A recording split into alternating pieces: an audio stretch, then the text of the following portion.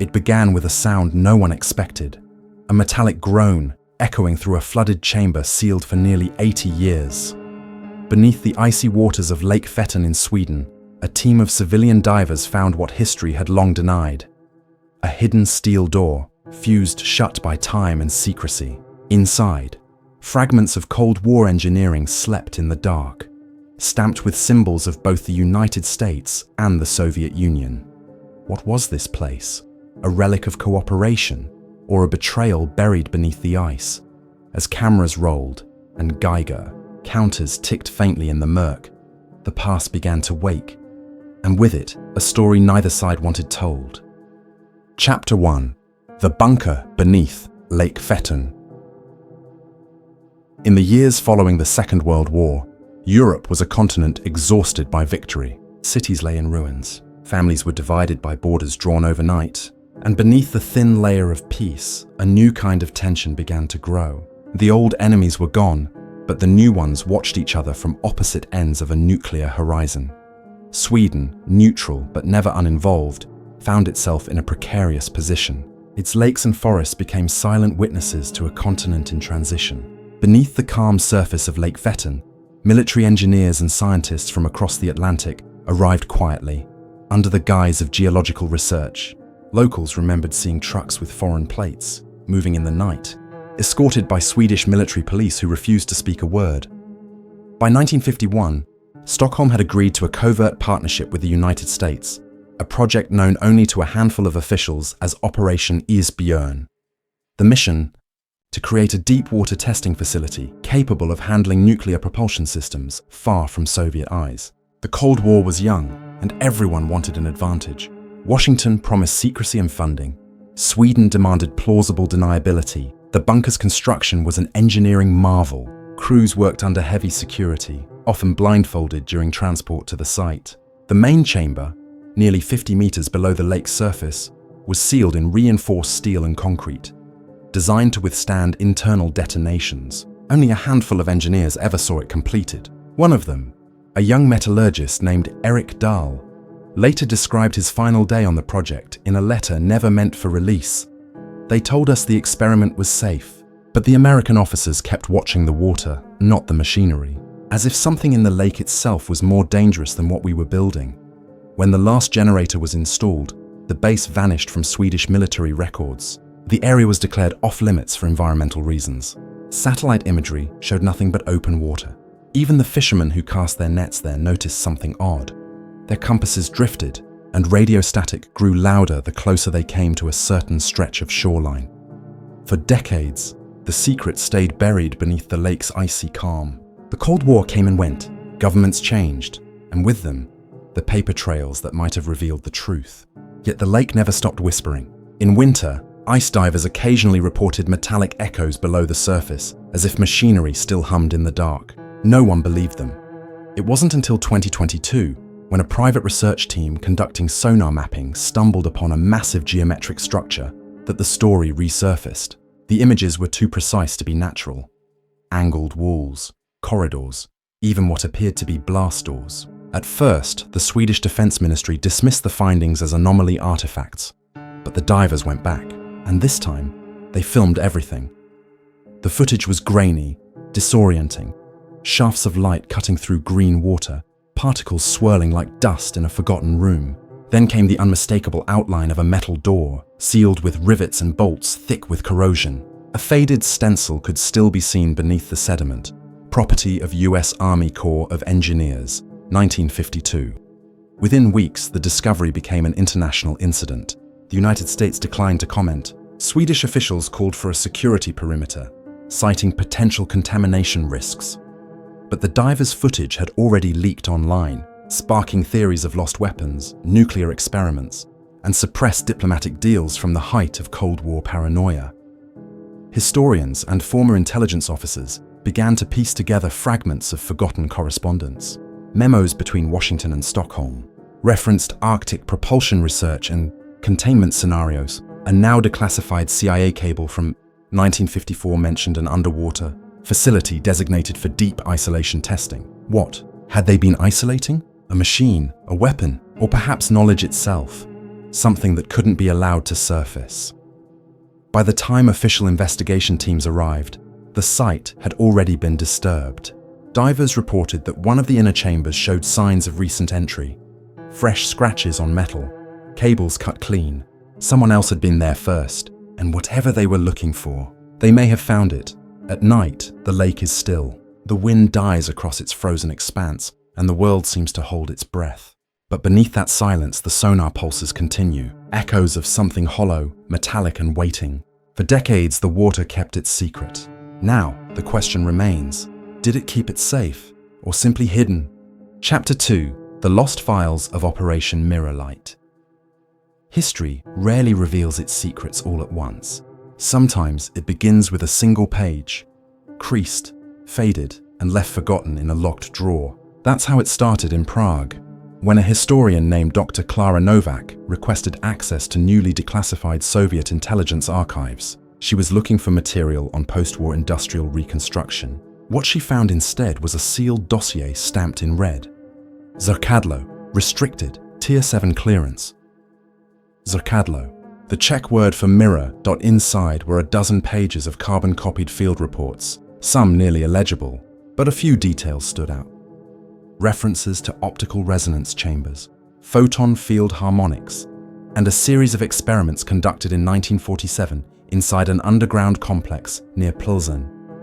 The accompanying photos, grainy, black and white, showed a group of men in heavy lab coats standing beside large parabolic mirrors, their faces blurred by long exposure. The caption simply read, Operation Mirror Light, the story traced back to the aftermath of Germany's collapse. As Soviet forces advanced through Eastern Europe, they seized not only territory, but minds, scientists, engineers, and inventors once loyal to the Reich. Some were brought willingly, others were not. Among them was a physicist named Dr. Ernst Vogel, formerly of the Peenemünde Aerodynamics Institute. Vogel had been working on advanced optical guidance systems, technology that, if developed further, could detect enemy formations through atmospheric distortion. In essence, an early form of imaging radar, but without radio waves. By 1946, the Soviet Ministry of State Security, precursor to the KGB, had drafted him into a classified program to replicate and improve upon that work. They called it Mirror Light. The goal, to create a passive light detection system capable of seeing through camouflage and tracking troop movement even under heavy cloud or night cover. It was visionary, decades ahead of its time, but the methods were brutal.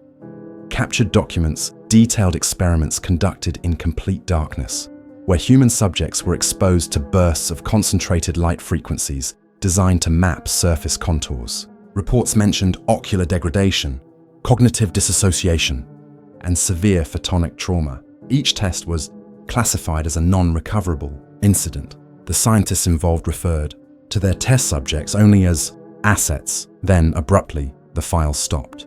No final report, no closure, just a brief telegram ordering the project's termination in late 1948. The location, known internally as Site P9, was sealed, and all personnel reassigned or executed. Vogel's name disappeared from Soviet records that same year. His family, living in Dresden, reported him missing. For decades, that was the end of the story, until the spring of 2024. During construction of a highway expansion near Plzeň, workers unearthed a concrete doorway buried beneath 6 meters of soil. Behind it lay a tunnel, reinforced, perfectly preserved, leading into darkness. It matched the coordinates described in the old documents. When investigators entered, the air was cold, stale, metallic. The walls were lined with copper conduits, the remnants of heavy electrical insulation. At the end of the corridor, they found a chamber filled with fragments of polished metal, parabolic mirrors, shattered but still reflecting faint light from the workers' headlamps. In the corner sat a rusted canister sealed in lead, containing rolls of photographic film so degraded they could barely be unspooled. But after weeks of restoration, faint images began to emerge. Figures standing before a glowing array, their faces ghost-like, eyes wide in reflected light. Klara Novak presented her findings to the Czech Academy of Sciences, but the response was cautious. Too little was verifiable. Too much was dangerous to confirm. Yet the physics were sound. Mirror Light's concept aligned eerily well with modern LiDAR and optical surveillance systems. It was as if, Decades before the digital revolution, someone had already glimpsed its potential and decided it was too powerful to exist. Then came the leak. A journalist from Warsaw received a USB drive from an anonymous source containing scans of additional mirror-light reports, this time in English. They bore CIA classification, headers dated 1952. The files described aerial recovery of optical prototypes in occupied Germany and joint intelligence oversight of Soviet energy research. In one memo, a CIA liaison wrote, "Mirror light yields results beyond anticipated. Further cooperation inadvisable. Terminate channels." The implications were staggering. Had the Americans known about mirror light all along? Worse, had they been complicit? When journalists tried to trace the origin of the English files, every lead evaporated. The source email was deleted, the metadata scrubbed. Within days, the Czech government issued a temporary suspension of access to all declassified Soviet-era records, citing digital security concerns. Dr. Novak received anonymous calls advising her to cease publication for her own safety. But the evidence was already out. Independent researchers began analyzing the optical schematics found in the documents. Their conclusion: mirror light technology could, in theory, detect heat signatures and structural patterns without traditional radar, making it a perfect surveillance weapon in a world obsessed with secrecy. In hindsight, the moral question became even darker. Mirror light wasn't just a scientific experiment. It was a symbol of the early Cold War's desperation. Nations raced not just for weapons, but for knowledge itself. To see farther, to predict the enemy before he moved. To control not only space, but perception. As the archives reopened months later, one final record surfaced, an internal Soviet memo from 1950, written in hand by a colonel later linked to atomic testing oversight. The note read simply, "Project Light shall be mirrored in silence. Our enemies see too much already." No further mention was ever found, but for those who've studied it, the reflection remains. Somewhere between the flash of scientific ambition and the shadow of human cruelty, Operation Mirror Light still burns faintly, like a beam of light trapped in a room with no exit. Chapter 3: Project Silence at Peenemünde. The Baltic wind cuts cold across the ruins of Peenemünde. The sea crashes against broken concrete, washing over rusted rails that once carried rockets toward the sky. Today, it's quiet here, a graveyard of ambition. But in 2021, that silence was broken. It began with an archaeological survey. A German research team, scanning beneath the old launch pads, detected an anomaly, an underground corridor, sealed and untouched since 1945. The discovery shocked historians. Peenemünde had been bombed relentlessly near the war's end. How could anything remain intact? But when they drilled through the debris, a wave of stale air rushed upward, carrying the scent of oil, rust, and time. Inside, the tunnels stretched for hundreds of meters. On the walls, faded insignias of the Reich Air Ministry, scattered tools, still arranged as if abandoned mid-task. And in a storage alcove, a stack of magnetic tapes labeled only with serial numbers, and one phrase repeated again and again. Projektstille, nur für SS Technische Abteilung, Project Silence. The tapes were fragile, acetate reels flaking from age, but enough survived to restore fragments of sound. What they revealed was not a rocket test, nor a speech, but something stranger. A low-frequency vibration, followed by brief bursts of human speech, engineers describing acoustic tests conducted on prototype aircraft fuselages. The transcripts translated a chilling goal: to weaponize sound. The project's purpose, it turned out, was to study how resonance could destabilize aircraft structures mid-flight. The idea was born from observation. Allied bombers had begun suffering mysterious structural failures under certain sonic conditions. German scientists wondered, what if those frequencies could be controlled, amplified, and used deliberately? The experiments began with metal plates and evolved into small airframes mounted on vibration platforms. Early results suggested that precise frequencies could induce catastrophic fatigue in aluminum alloys. In theory, a compact resonance generator, small enough to fit inside an aircraft or bomb, could cripple enemy formations without firing a shot. The ultimate silent weapon. But the tests grew darker. Declassified transcripts from captured French physicists describe a shift in focus. The SS wanted to test resonance not only on machinery, but on humans. Exposure to high-intensity vibrations caused nausea, disorientation, even unconsciousness. In some cases, internal hemorrhaging. Prisoners from nearby camps were brought in under the pretense of medical examination. None were seen again. Then, in March 1945, as the Allies closed in, the recordings stopped. The last log entry read simply, "Subject frequencies exceed safe range. Facility compromised. Orders received. Evacuate and destroy evidence." The Allies found Peenemünde in ruins, its files burned, its scientists scattered. What remained was swept up by Operation Paperclip, America's effort to recruit German engineers before the Soviets could. Many of the Peenemünde staff were quietly relocated to the United States. Among them were acoustic specialists whose names never appeared in official rosters. In later NASA documents, similar vibration research appears under the heading Structural Fatigue Mitigation. Coincidence or inheritance? Back in 2021, when the German research team released its findings, the international reaction was swift. US defense historians called the claims unsubstantiated. Yet one retired aerospace engineer, speaking under condition of anonymity, admitted that early American sonic testing in the 1950s bore striking resemblance to descriptions found on the tapes. The engineer paused before adding, "We were told the ideas came from Peenemünde, but no one was supposed to know where exactly." As restoration continued, a handful of intelligible voices emerged from the audio. One, identified as Dr. Wilhelm Kruger, could be heard speaking softly. "Sound is invisible. It leaves no smoke, no flame, only destruction where silence should be." The words lingered like a confession. When the discovery was made public, Germany's Federal Archives issued a formal statement acknowledging the find, but warning against sensational interpretation.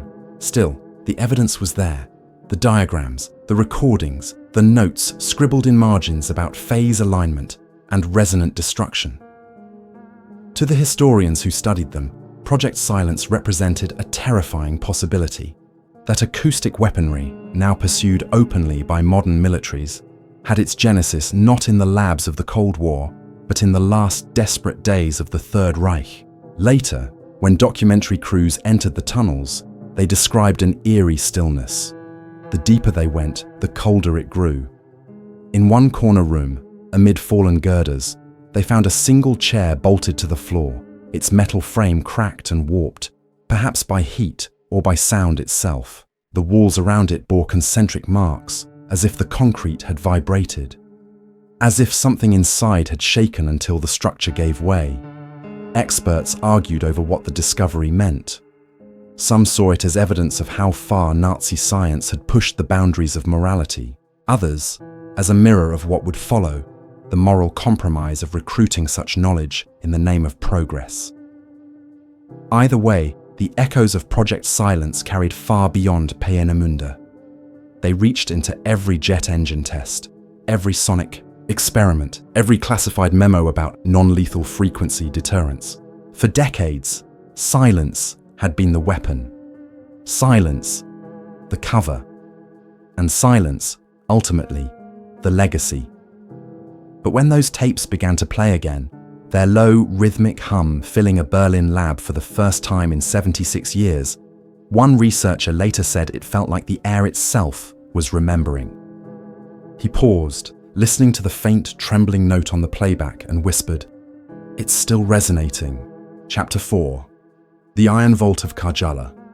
The fire came first. A dry summer, a stray lightning strike, and acres of pine forest in Finland's Karelia region were set ablaze. As the smoke cleared, firefighters stumbled across something that didn't belong, an exposed metal hatch, half melted from heat, jutting out of the soil like the top of a buried submarine.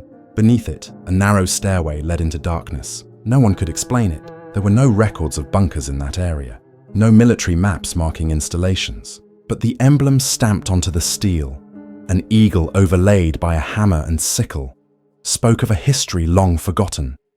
When investigators descended, they found a labyrinth of chambers carved deep into granite. Soviet engineering, by the look of it.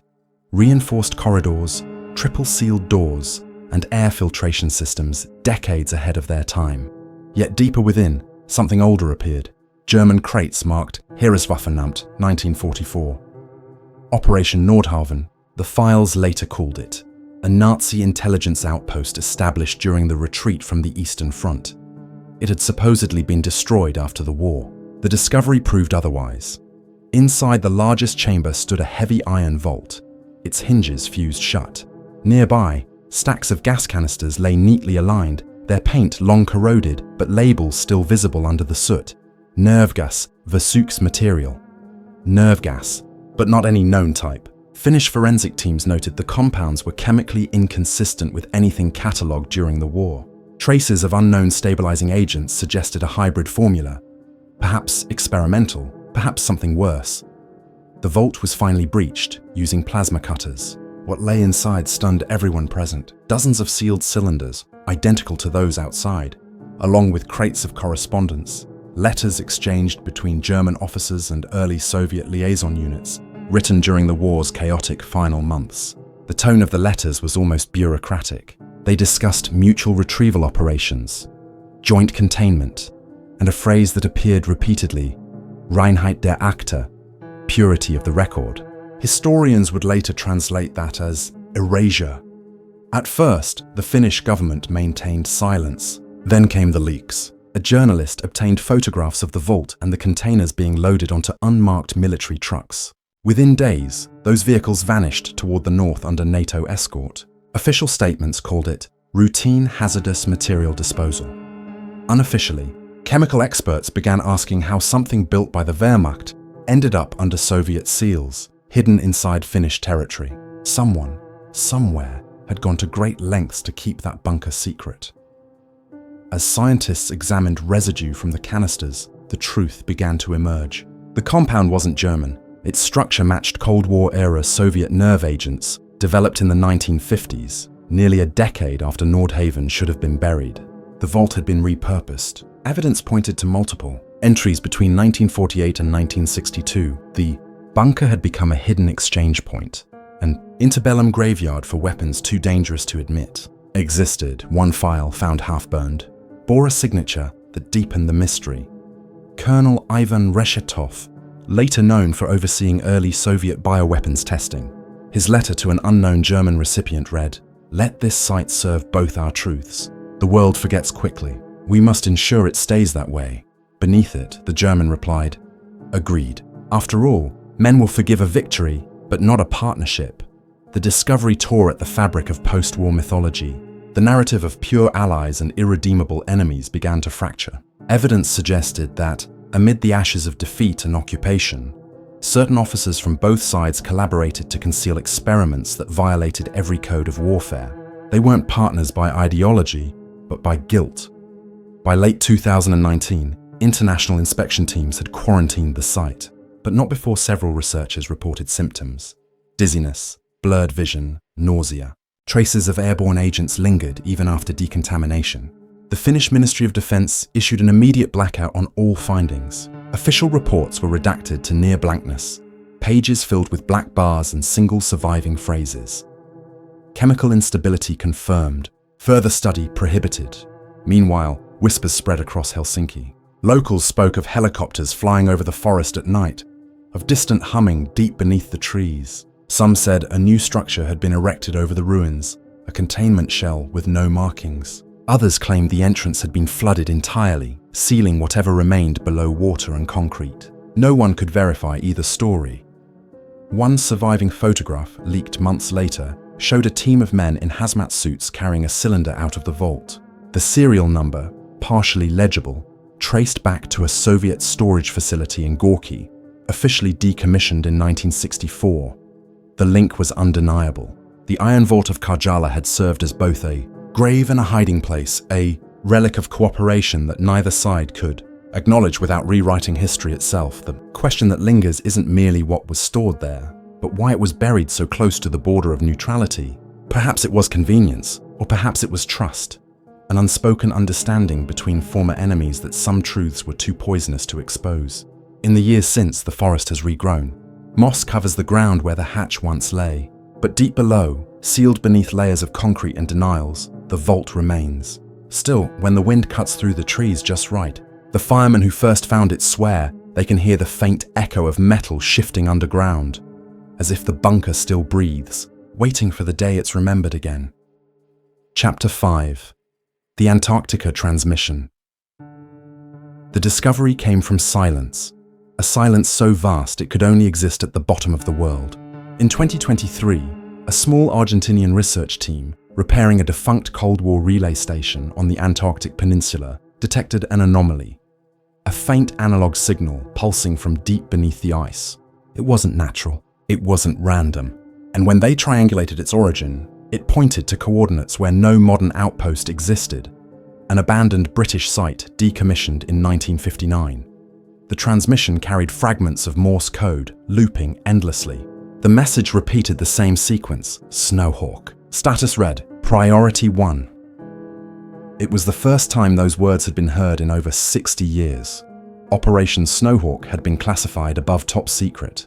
In the early 1960s, the British and Americans used the Antarctic frontier as a listening post, a frozen sentinel monitoring Soviet submarine traffic in the South Atlantic. Beneath the guise of meteorological research, teams of radio operators and engineers manned the stations year-round, isolated amid endless ice.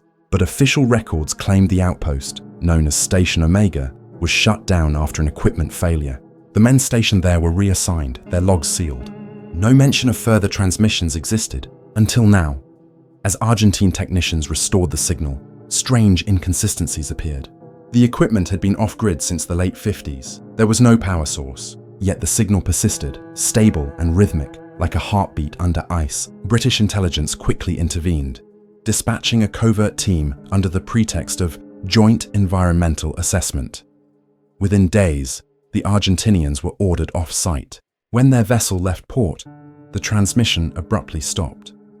Meanwhile, a historian in London uncovered fragments of Snowhawk's original mission files, recently released under the 30-year declassification rule, but partially redacted. They revealed that Snowhawk's purpose shifted in 1961, no longer focused on Soviet tracking, but on monitoring atmospheric anomalies linked to nuclear tests. Specifically, British fears that unauthorized detonations might be occurring under polar cover, violating the Antarctic Treaty before it was even signed.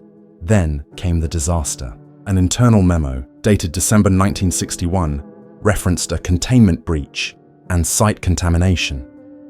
The following page was blank, save for a handwritten note, orders erased in full.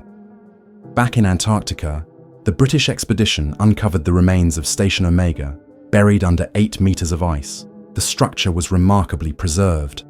Corridors frozen in mid-collapse, supply crates still marked with RAF insignia. In the radio room, they found the source of the signal, an analog reel-to-reel recorder encased in lead. It was still spinning, powered by an auxiliary battery system designed to last mere hours. Somehow, it had endured for over half a century.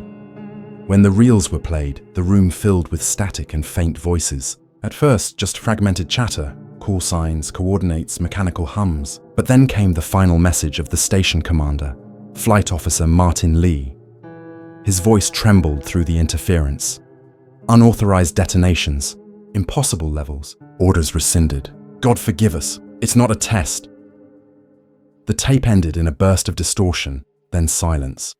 Investigators sealed the outpost and classified the findings. Officially, no recording existed. Unofficially, fragments leaked to the press. Analysts noted that the background frequencies on the tape didn't match normal radio noise.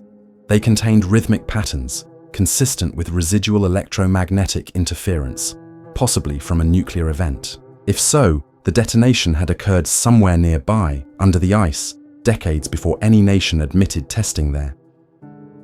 Publicly, the British government dismissed the reports. Privately, the Defence Ministry reactivated internal protocols related to Antarctic containment. A year later, satellite imagery revealed a new structure near Omega's coordinates, a white dome with no markings, visible only for a few weeks before disappearing beneath snowfall. Today, The region remains off-limits, labeled as a protected biosphere. But those who worked on the decryption claim the signal still flickers at random intervals, barely perceptible, like a whisper traveling through frozen air. Scientists call it interference. Old operators call it something else, an echo. What exactly? Operation Snowhawk had been monitoring remains uncertain. Some say it was a Cold War experiment gone wrong, a failed nuclear battery test buried in secrecy. Others believe it was something deeper, a geopolitical secret frozen into the Antarctic landscape. Either way, the consequences linger. Radiation readings in the surrounding ice core samples showed trace isotopes consistent with early fusion experiments, technology no nation publicly possessed in 1961. If the tapes are authentic, Snowhawk's final broadcast may have been a warning, one meant for a world that wasn't ready to hear it.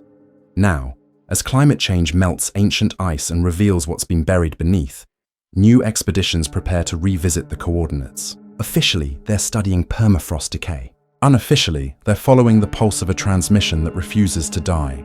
Because in Antarctica, nothing truly disappears. The ice remembers everything, the footsteps, the failures, the secrets, and sometimes, when the wind cuts across the plains just right, it carries the faintest signal through the cold. The sound of a message still trying to be heard.